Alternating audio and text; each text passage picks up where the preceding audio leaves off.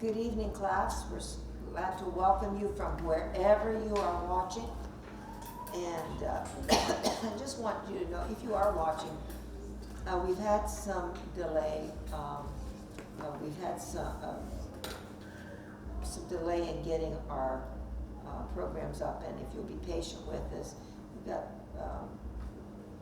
you've got our tech person is having some health issues, and so we're just praying for her total complete healing, and we'll get all this stuff up on time. So thank you for your patience and your prayers, and we're glad that you are joining us tonight. We're in the 13th chapter of the book of Romans,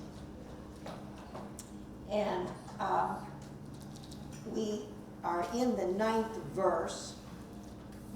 And so if you have questions, if you have comments, I would love to hear your comments.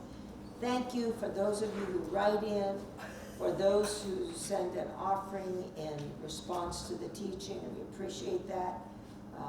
It certainly helps us continue to be able to put the lessons up online and make them available to you. So thank you very much for that. So we are in the 9th verse.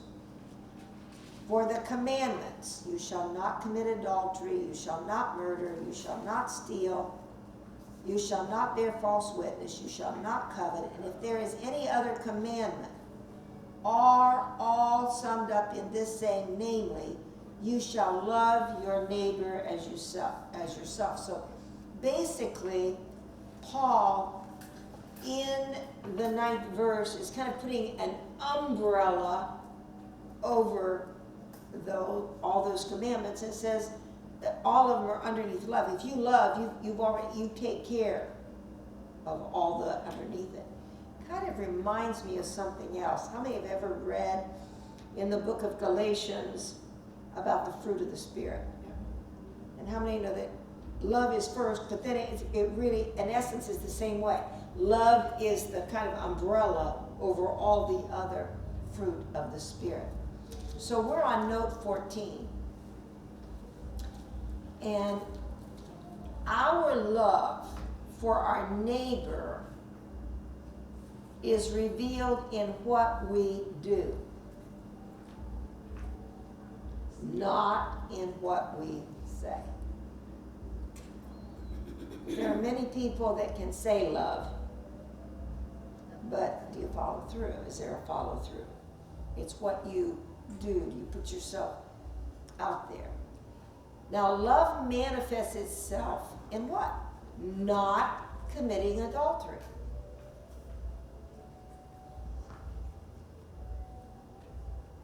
I hear a great deal about that today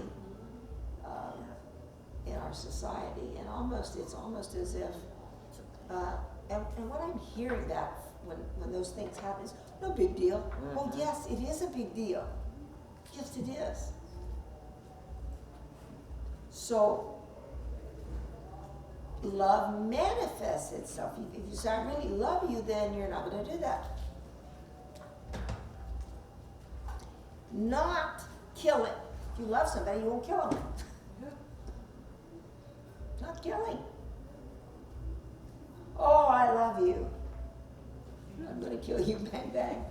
No. Not stealing. Listen, if you really love someone, and how many know there's more than just stealing substance from them, money from them? You can steal their reputation from them. You can kill someone's reputation. You steal their good name by spreading rumors about them. Not coveting. You won't covet something that belongs to someone you love, right? So Paul is saying, hey, look, all of these, they're all summed up in love. And now, if you will look at this word, it's a whole lot easier saying summed up, right? Anna kephalai utai. Anna kephalai utai. And that word means summed up. It's just that, if you know anything about Greek, and I know some of you do because you took it, remember, when you're wanting to put the meaning together, they just add on to the word, and you can have a word this long. And this word means to bring to a head. I would say bring to a conclusion. Bring together under one head. So what has Paul done here? He's brought under the head of love all the commandments, to place under one heading. And the reality is, if you will allow the Lord to build in you, because we looked at this love word, right? It was agape. You are never the source of agape. I am never the source of agape. God is the only source of agape love, self-sacrificial love. And so, if we have that, then everything else comes under that one head. And so Paul is saying that the command to love, agape, is the category heading. And all the other commands are listed under love as part of it, or expressions, expressions, expressions of it.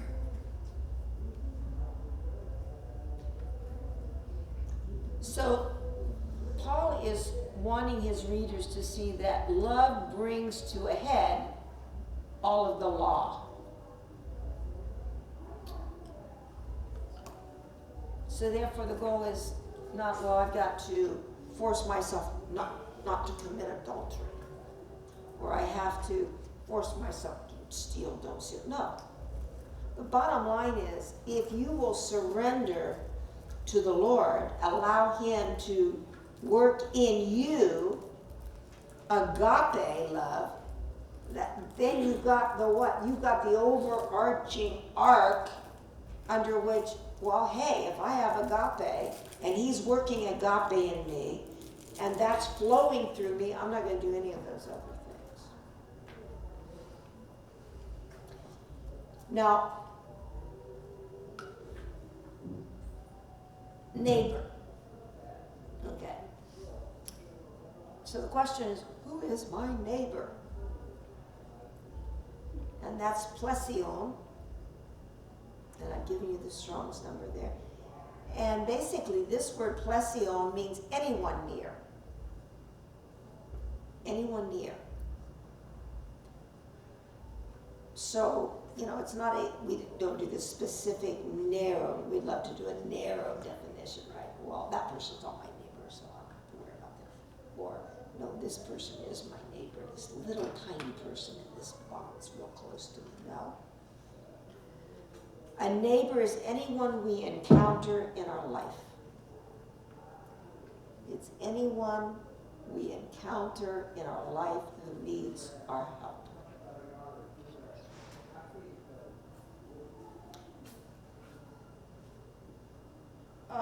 Anyone remember a parable from the Gospels about who is our neighbor?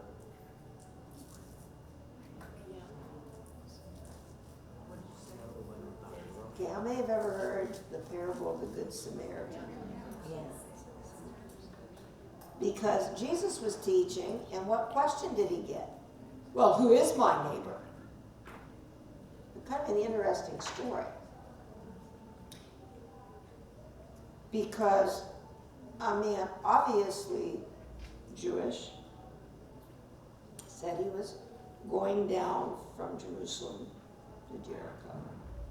Fell among thieves. Now, and of course had been beaten up, robbed, he had nothing, probably injured. And so there was a priest,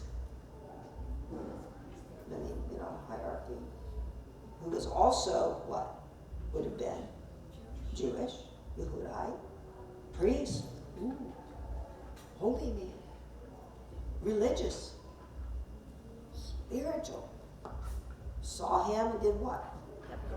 Walked right by him. Levite comes down. And that would, it's pretty important, right?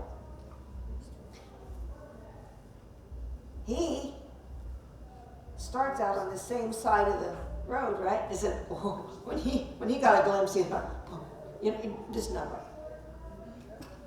I don't see anything. If I don't see anything, I don't have to do anything, right? And then a very despised person by the Jews. Because they despised the Samaritans. They considered them, I mean, forget second classes, they weren't even a class at all. If you know anything about their view of Samaritans, if you understand, is because when Judah fell and when Jerusalem fell and Judah was taken over by the Babylonians, there were a group of people left there. And how many know if you're going to die out, I mean, your whole existence, you're going to die out as a generation and there won't be other people, you would have a tendency to do what? Continue, you know, so that's what they did. And then you had the Samaritans come out of that. Well, they considered them, you aren't just, you know, I don't know, you're just not pure anymore because you have intermarried. Isn't it interesting that they have that idea? When if you are crossbreeding an animal, what happens? They get stronger. And that's why the scripture has something to say, and this is that sidebar. But there's a prophetic promise in the scriptures. It says, all the flocks of Kedar shall be returned to you. And what had happened is enemies had come in and taken their flocks and taken them, robbed them. But what they did was they bred them, which means that the flocks of Kedar were like 3 or 4 levels up now. And you know what God's saying? He said, that's okay. Let them do all the work. Because the flocks of Kedar are going to be returned to you. And when they get returned to you, they were better than what was stolen from you. That's what God does in his promise. But so the Samaritans were despised, but it said when the Samaritan saw him, he bound up his wounds, then put him on his own donkey, took him to a little inn, and then said, here, pay with his own money. Because this man had been robbed.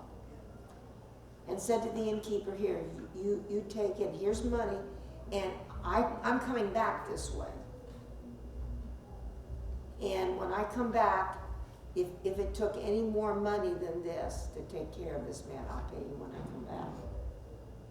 And then Jesus asked all of these observant Jews, he said, which one of these 3 was a good neighbor to this neighbor, or even considered him a neighbor? So that's why Paul, obviously, he said, listen, your neighbor is anyone who's near. Anyone comes into your life who needs your help. So love is the inevitable response of the heart. So love is the inevitable response of the heart in which God's love has been poured by the Holy Spirit. Again, why? Because we're going back to love, agape. Because the only source of agape is God.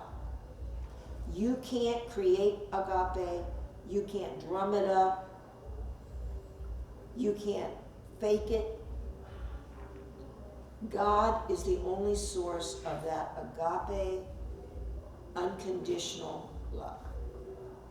So Paul commands us Christians to love others just as genuinely and sincerely as we love ourselves. Do we love ourselves? Whether we admit it or not, we do. We care about ourselves, right? Take good care of ourselves, right? You don't go out and play in traffic because you love yourself, right? And so, love, again, agapisais. See, genuine agape love is spirit-enabled, selfless love. What do we mean by that? We love ourselves. But this agape love means that we actually love with a source that we don't, that we are not the source of that love. And so that's genuine love. Because why? The Spirit enables it. That love in us. Any questions, comments about love? Okay.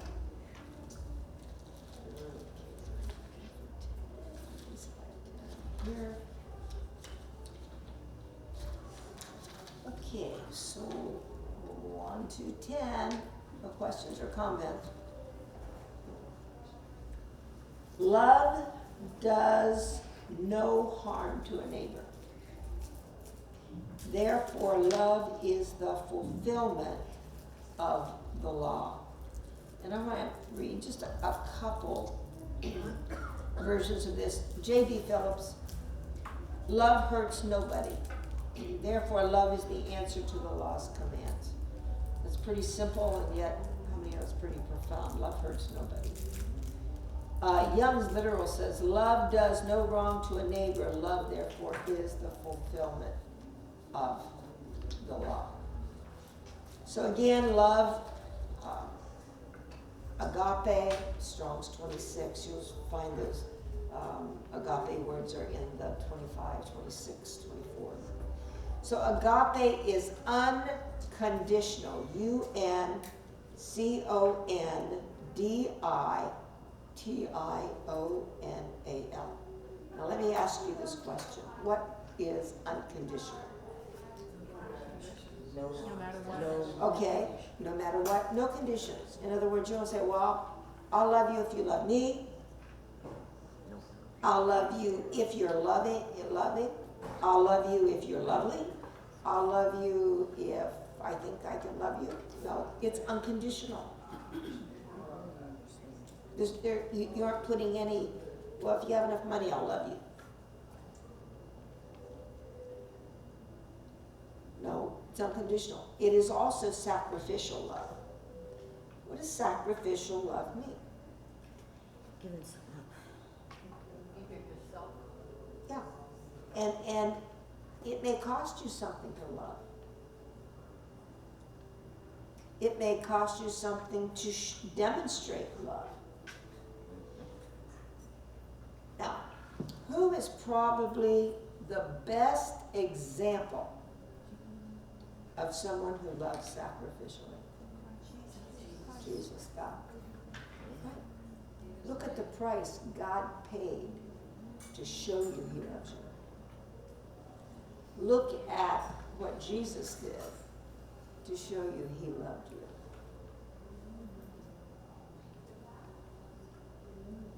Did Jesus love unconditionally? Yes.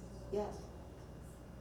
Do you understand when you think about Jesus on the cross and they're railing, his own ethnic people are railing at him while he is dying. And they're making statement like, well, he said he came to save, he couldn't even save himself. And what they don't realize is he's saving them in the very act that they are maligning. So God's love manifests itself through the loving acts of his children. So he gives us, we don't even have to come up with the ability of this love. We don't have to work on this love. All we have to do is surrender and allow him to start flowing that love into us and through us and out from us. And so he manifests his love through us. And where agape love is absent,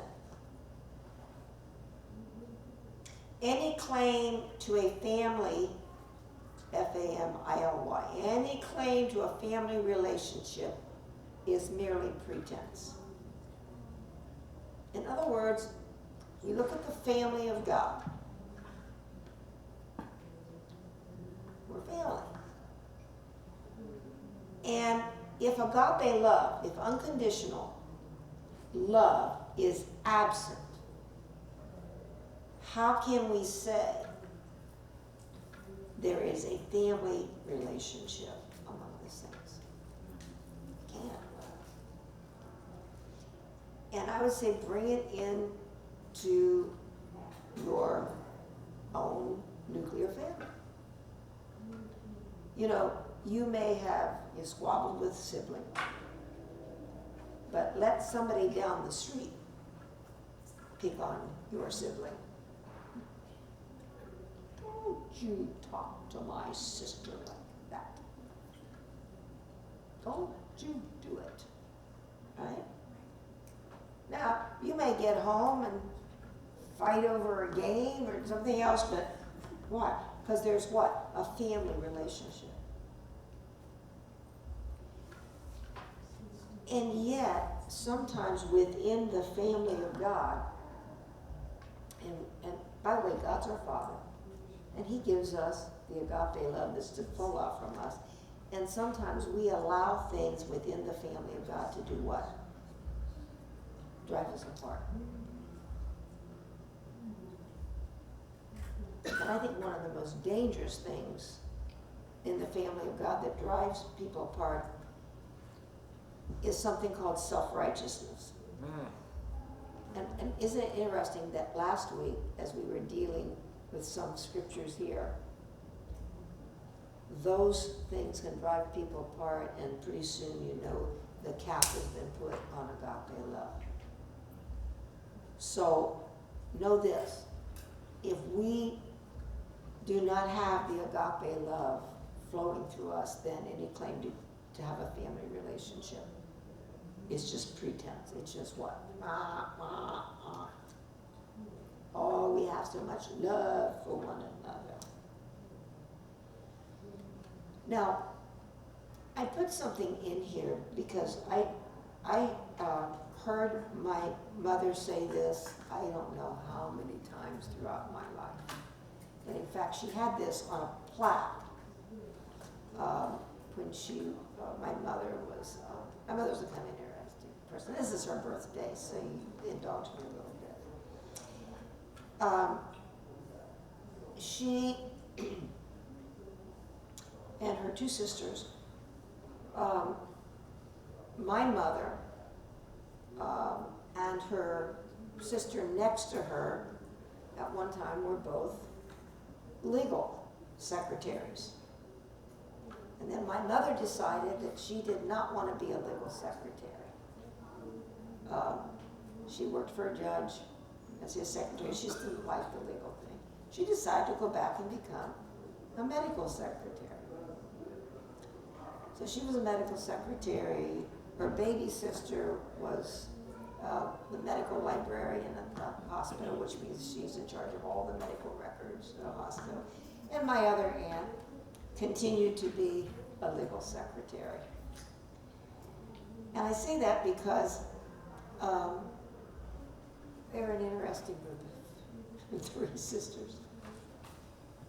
But my mother had this plaque on her desk, and this is what it said: people do not care, note 21, People do not care how much you know until they know how much you care.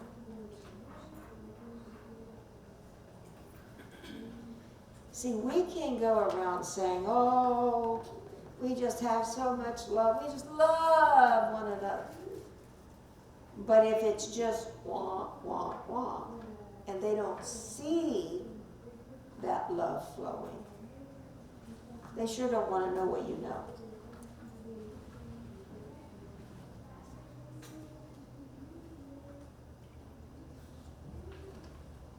So, it says, love does no harm to a neighbor. Therefore, love is the fulfillment of the law. So love does.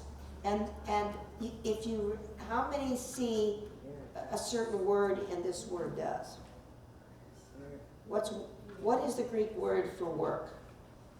Ergo. So this is ergazeta. Ergazetai. I say that 5 times. Ergazetai. And so you see there's going to be an activity, right? So this word does means to engage in an activity.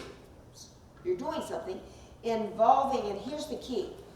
The reason why it's just not an activity, but this activity involves considerable expenditure of effort. So it's just not a does. It's work. And ergazetai is in the present tense. Don't you wish it was just one and done? But it's not one and done. It's present tense, indicating that love continually does no wrong.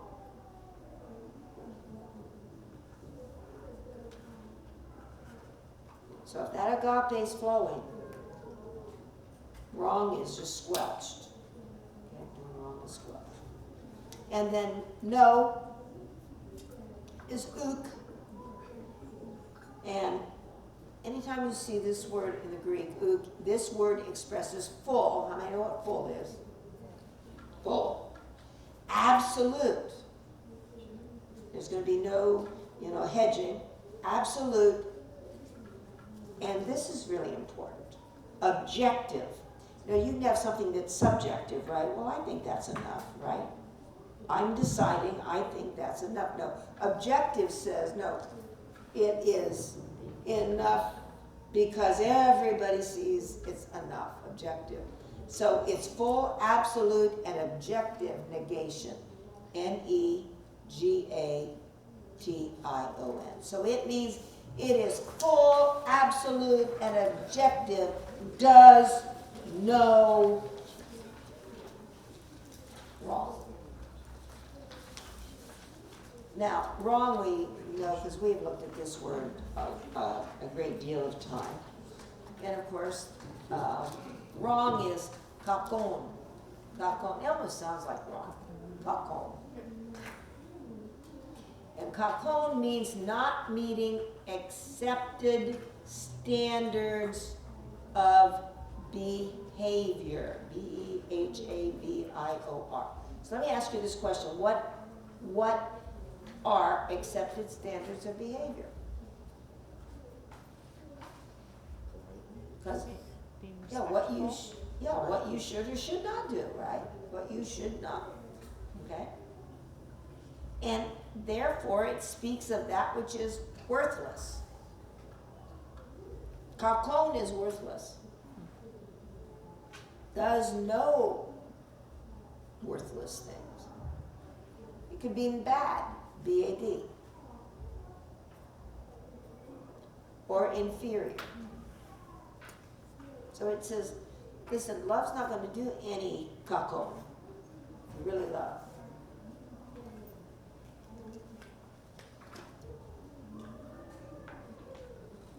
Doesn't do any wrong to a neighbor. We you already know that plesion is what? Anybody who comes into your life. Now, if we're honest, that's hard. Because there are a whole bunch of people that can intersect with our lives like, oh my goodness. Now, I mean, I'm honest, I'm telling you. I have some neighbors, and unfortunately it says, what? Anyone who comes into your life, that means just, they're right in front of you. They're characters. Now there are people who have character, and then there are characters. And I have a lot of characters who are neighbors. You think I'm joking? No, don't come visit, because they're characters. And I would really like to begin to say, this is a real neighbor. And this is kind of maybe an almost neighbor. I don't think these are neighbors at all, right?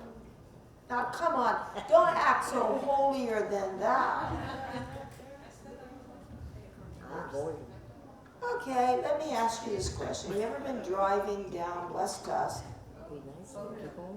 and you're in the left lane, going out West Tusk, and somebody comes out from the right-hand side and crosses 2 lanes of traffic right in front of you, scares you, and don't tell me that you want to say, oh, they're definitely my neighbor. Bless you, my child.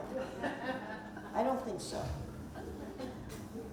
I'm just saying that this is why you and I cannot drum up that type of love. Okay? So, the context of this word here would be that of a fellow human, Human. And I know, right? I just looked, if you're at home, I just looked across the room and I had some real smiles. They were trying to keep from laughing. They said, yeah, but you don't know. Some of my neighbors aren't really human. Or they don't look human. Or they don't act like humans. Or they don't sound like humans. Actually, I do have some neighbors who don't sound like humans in the middle of the night. I'm not joking. What is that? Okay? Human being. So how many know that we have no off-ramp with this command? No off-ramp. Your neighbor is that of any fellow human being. Period. Wow. Yeah, I don't know if you're at home having the same difficulty as now, but now I'm going to ask you a question. Now do you understand why the only source of agape love is God? We can't drum it up. We can't pull it down. We can't fake agape. Only God can cause that agape to flow through us. Therefore, and you'll see this word often because it means summing up everything. In other words, you're going, therefore. And this word introduces a logical result, R-E-S-U-L-T, or inference from what precedes. So in other words, Paul has done this, and then, therefore, here's the conclusion. Here's the conclusion to 8, 9, and 10.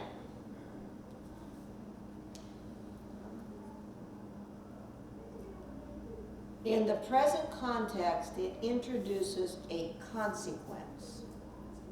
C-O-N-S-E-Q-U-E-N-C-E.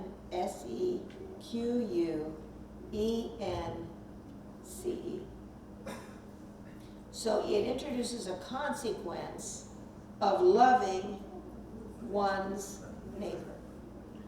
So the consequences, so what is that consequence? Well, that's what we're gonna look at. It says, therefore, here's the end result. Love is the fulfillment. And you should be very familiar with this word, it's pleroma. And that word does indeed mean fullness. Fullness. Fullness. It means full measure. measure. Full measure. Abundance with an emphasis on completeness.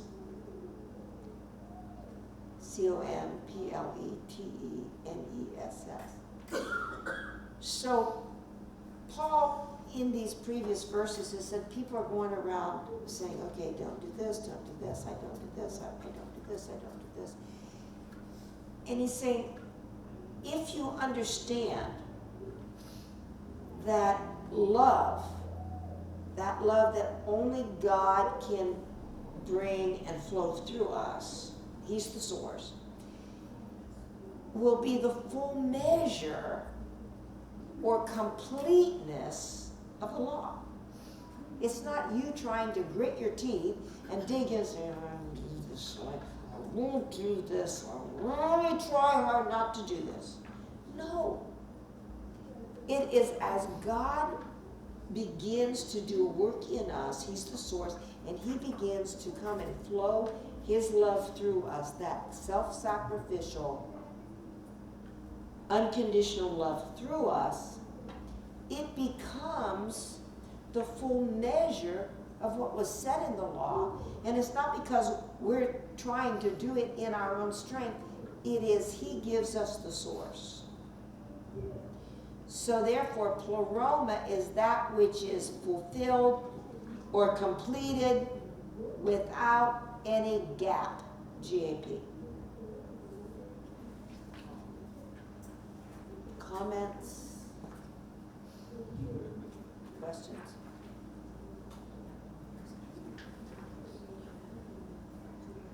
I need to know you're all ready to go out and love.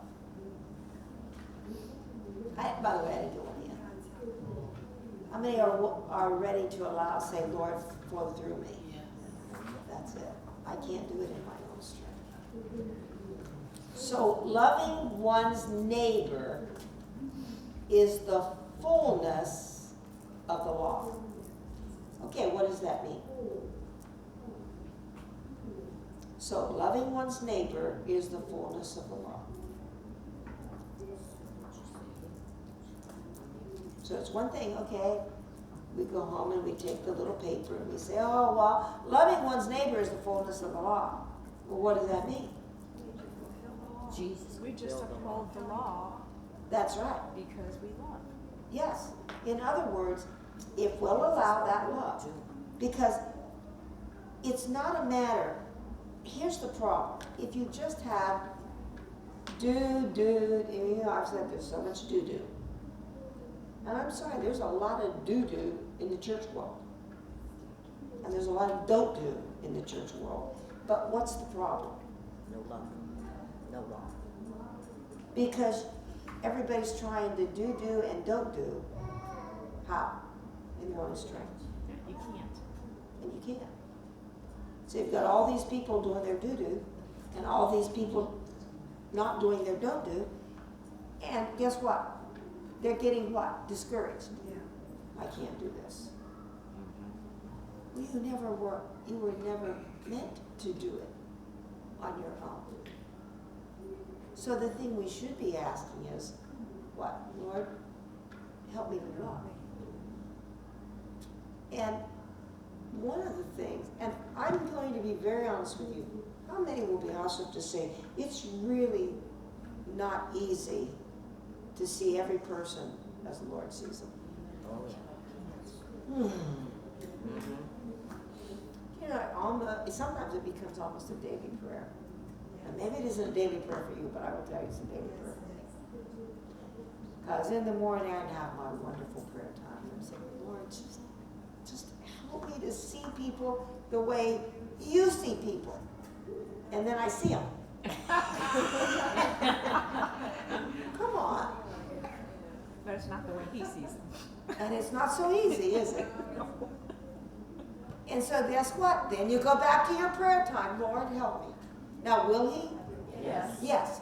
And there will be a time. Is it all the time? No, because why? This is being worked in us. But as we press into him, then he begins to do that work in us. Because I think there's a whole lot of condemnation that people put themselves under. Well, you don't have to be condemned when you realize it has to be him working his love through us. Okay? And so you just keep saying, okay, Lord, today.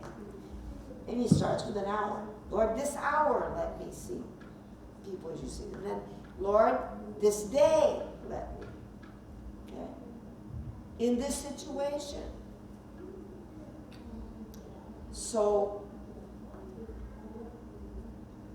love does what is right. Love does do what is right. And just. So we want real justice, right? Most of us want what is just. And seeks what is best. Now, none of us have trouble loving what is right and just and seeking what is best for us.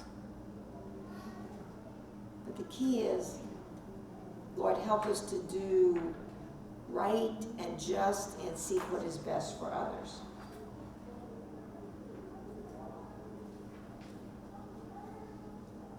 And by nature, I'm talking about our Adam and Eve nature. Okay. How many know we're born with a nature? By nature, we do not have this kind of love. How many were ever two?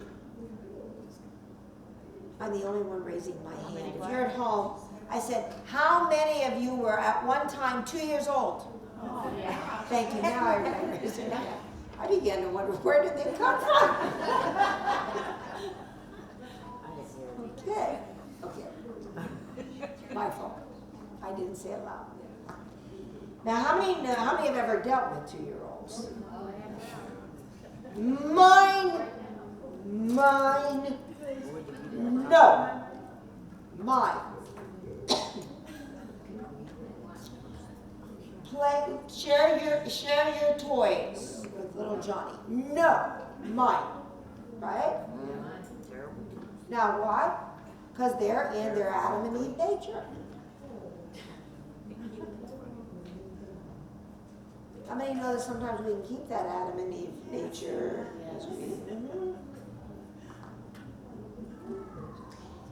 It's not in our nature. Okay. And so we got to do something about that. Okay, because it's not in our nature. Okay. So G. Campbell Morgan said, am I at? You're Does at Lord the give end it of to us? 28. That's in Oh, okay, I'm sorry. I'm sorry about that. That's my nature. Nature's having problems. By nature, we do not have this kind of love. The Lord gives it to us. Okay. Sorry, I get kind of. Sometimes I look at the clock and then I start pushing myself. I know that clock. Yes, Ken, I agree with you. That clock can be really powerful. We need to do what? We need to put it under control. Okay, so we'll put that clock under control. Even though they do have two for me, one back there and one here, so I don't miss it. Okay. So love. So why is love so important? Well, verse note 29. Love promotes obedience from the heart. How many know obedience from the heart is different from an external, oh, you will do this or else, okay? How many know that sometimes, even as adults, we obey because we kind of know we have to, but it's not We're not just. How many like you're in a 35-mile-an-hour zone and you like going 35 miles an hour all the time? I didn't get one hand, including my own. Because sometimes you're in a hurry, right? How many like to be behind somebody that's going 20 miles an hour in a 35 miles an hour zone? Yeah. Okay.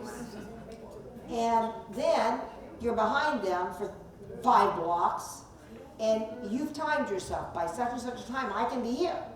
And then they finally turn off, and you've got, but it's only 35 miles an hour, and I planned on 35 miles an hour for these last 5 blocks, and we've been going 20. And so what do you want to do?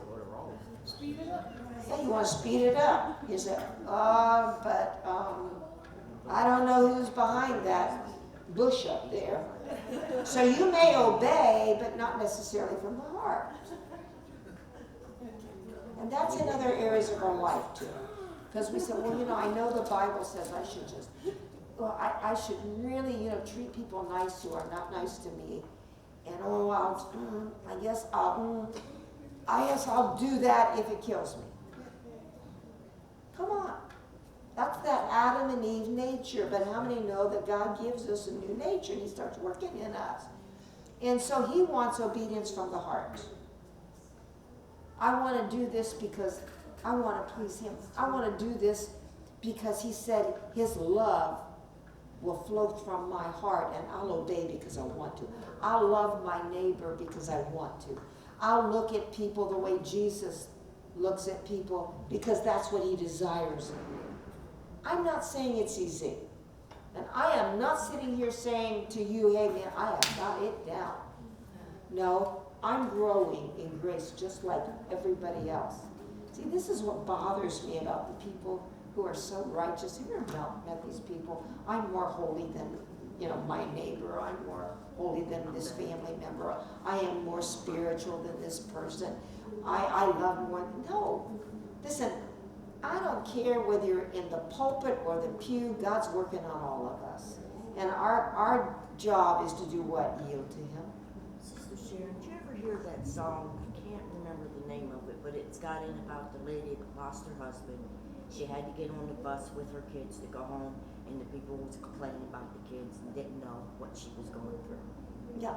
And then the elderly person driving down the highway, because they had nobody to take care of them, they had to do it themselves, and they don't know what they're going through, so they're beeping and yelling. Yeah. My husband does that once in a while. I said, leave him alone. He does. I said, you don't know where they're going. You don't know if they have to do this on their own. You leave them alone. Well, but that is true. Yeah. And I always sometimes think we of that can. song when I get in a Sometimes situation. we can make judgments, and we don't know what somebody's going through. Exactly. That's. Sometimes somebody will be a very friendly person. All of a sudden, you'll see them, and they're not so friendly anymore. But you know what? You're right. Maybe you don't know what they have gone through that day. That's right. And so, G. Campbell Morgan. How many are familiar with G. Campbell Morgan? You've heard of them. You've said He it was before. pastor of Christ Church. And I could probably tell you, maybe because it was on the heels of what we talked about last week. If you have ever read G. Campbell Morgan's books, they're awesome. And I mean, we read them, many of them, in Bible college. He was one of the sources of research I did when I did my doctorate on minor prophets. But he was pastor of a church in England. And it was kind of funny, but G. Campbell Morgan likes cigars. Now see, some people put him in health because of that. Oh.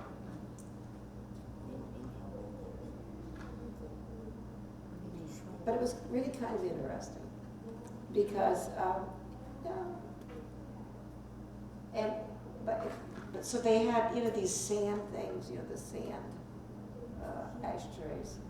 I remember my grandfather had one of those. And I just like to play in the sand until they said, don't play in that. Grandma said, don't play in that. And I didn't know why, but so the stuff was in there. It was sand, it's like a little mini sandbox. She said, don't you play in that. But anyhow, G. Campbell Morgan would be smoking his cigars before he would come into the sanctuary, and then he'd come in, and right there was the little sandbox, and he'd put it in there and rise to the pulpit.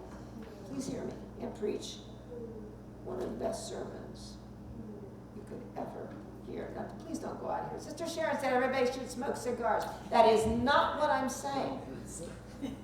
But how many have read anything that G. Campbell Morgan wrote? It's awesome. And most people didn't even know that because it was kind of just before he came in. Why do I say that?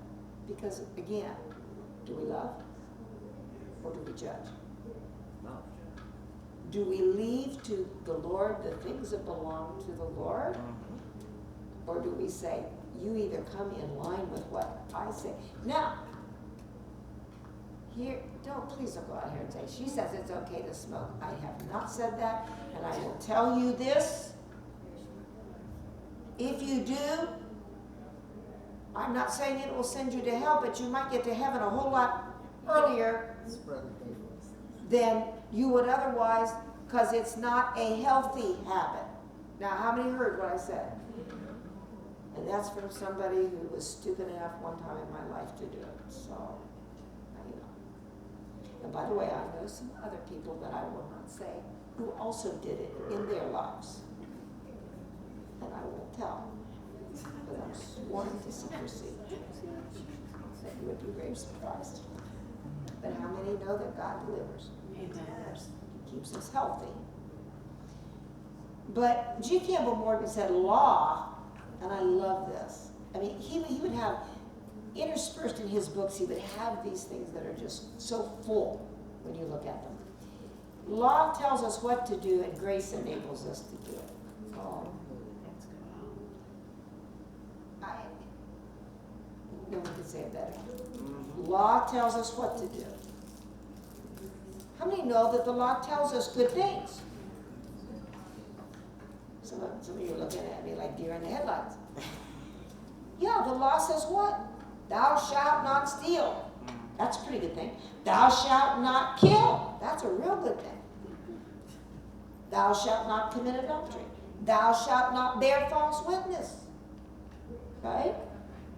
It tells us what to do and what not to do, and those are good things. Honor your father and your mother. That's a good thing. But how many know that there were times in our life, whether we were little or older, when we didn't do that as well as we should have? But grace, His enablement enables us to do it. And that's the key. Now love. Now why is it then that Paul will say love is the fulfillment of the law? That agape love, that God is the source of. That's the only motive strong enough to make us true under all circumstances. CIRCUMSTANCES. All circumstances. And at all times.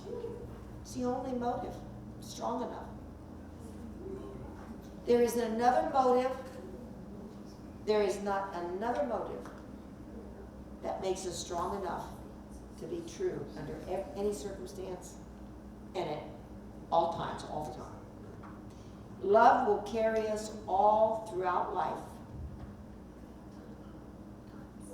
and leave us desiring. DESIRING. Desiring better things than we have ever attained. Isn't that true? How many have said, oh Lord, I love you so much. I can't even tell you, Lord, how grateful I am for your salvation, for your redemption, for your enablement in my life. And you say, I just am so inadequate to tell you, Lord, how much I love you and how grateful I am for your salvation. Because what does it do? No matter what, it's like, oh, we just can't attain to that. Loving others with the love that God places within us. And this is a big one.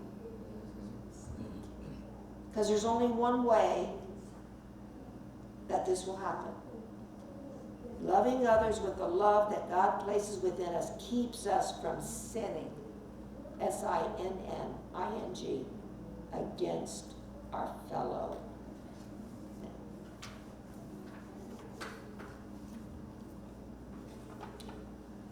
In other words, he's the source. We don't do it. We're not the source. But otherwise, what happens? There is that sinning against our fellow. But loving others with the love that God places within us. How many know that there is a relationship that we have with one another in the body of Christ that just goes beyond a friendship in the world with friends? And most of us know people, or at least have contact with people who are not yet born again, not in the family of God. And we may have a relationship with them, maybe a casual friendship. But how many know there's something special about the family of God? And that's because there's that love flowing. And that's why we're there for one another. That's why we are not sinning against one another. And that's the ideal for God's household, the household of faith. And when you think back, and we have come a long way in Romans, from Romans 1,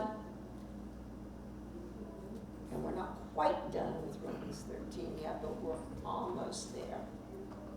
And we can see that he did doctrinally, and then what? Then he comes down to where we live. The nitty-gritty, everyday things with which we deal with in life. Comments, questions about this application of this? Okay. We've just got 1 minute, so it's gonna end here. If you're at home, we would love to hear from you. If you have questions, comments, I would love to receive your comments about the class, or if you have any questions. I will definitely answer any questions you have. I will give you, I'd love to hear your comments. If you would like to give in response to the teaching you received, you may do that online. You may do that by sending it in. I know some people send it in, and we're grateful for every time you do that. Again, I will tell you that we've had a little bit of a problem getting the last couple programs up. They will be eventually up. Thank you for your patience. Thank you for your prayers.